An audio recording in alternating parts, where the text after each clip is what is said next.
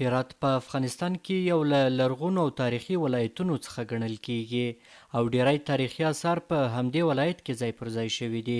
د هرات ملي موزیم د افغانستان له لویو موزیمونو څخه ګڼل کیږي او ډیری تاریخي آثار په همدې موزیم کې پراته دي. از موزیم قلمه دیدار داشت. نن راغلی یم د هرات ملي موزیم ته. دلته مې پخوانی کلتور او د تیرو شویو پاچاهانو داسې آثار ولیدل چې کلونه تاریخي مخینه لري. میوزیم هم چې ولید ډېر پخواني شیان هم دلته ولیدل او ډېر ښه څه داسې خپل پخوانی کلتور او دود دلته ښکارل سوی ده. ډېر خوند یې وکړو. زه خپله پخوا نور میوزیم هم لیدلی دي خو دو کې چې کوم شیان ښکاره سوي دي دا ډېر ښایسته دي. هغه پخوانی تاریخ تاسو ته ډېر یادوي. د دې موزیم مسؤلین وایي چې د هرات ملي موزیم ډیری تاریخي آثار سلګونه کاله مخینه لري.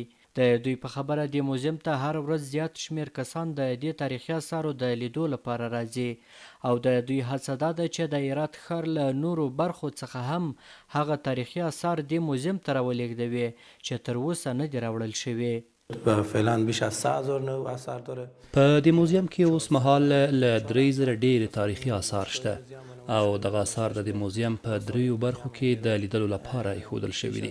په دې موزیم کې له اسلام وړاندې دورې یو شمیر آثار هم شته او دغه راز د ساسانیانو، کوشانیانو، طاهریانو، غزنویانو، سامانیانو او دغه راز د افغانستان د معاصرې دورې یوازیني آثار هم شته او د دې موزیم ترڅنګ ملي آرشیف هم شتون لري او هر ورځ د دې آثارو د لیدلو لپاره خلک راځي او ننداره یې کوي.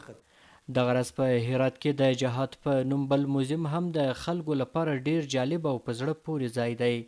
په دې موزیم کې تر ډیره بریده ښکل شوي رسامۍ چې د هرات یو شمیر ځوانانو له لورې انځور شوي پر افغانستان د پخوانیو یرغلونو سره تړاو لري او دې موزیم ته راغلي کسان وایي چې کله دلته راځي نو د جګړې څخه کرکه نور هم زیاتیږي او په دې موزیم کې د افغانانو ژوند ویني چې تیرو جګړو څومره زیانمن کړي دي.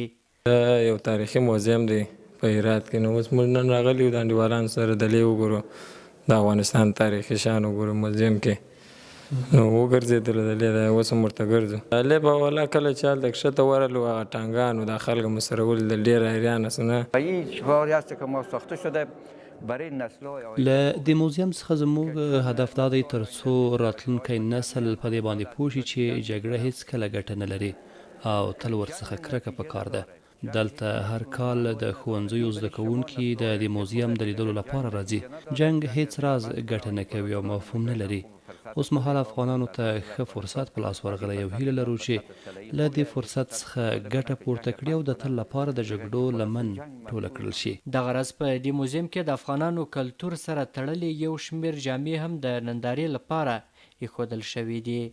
د دې موزیم مسؤلین دغه راز له خلکو څخه غوښتنه کوي چې د تاریخي آثارو په خوندي کولو کې دې مرسته ورسره وکړي او کوښښ دې وشي تر څو دغه تاریخي آثار د راتلونکو نسلونو لپاره هم په ښه ډول سره وساتل شي.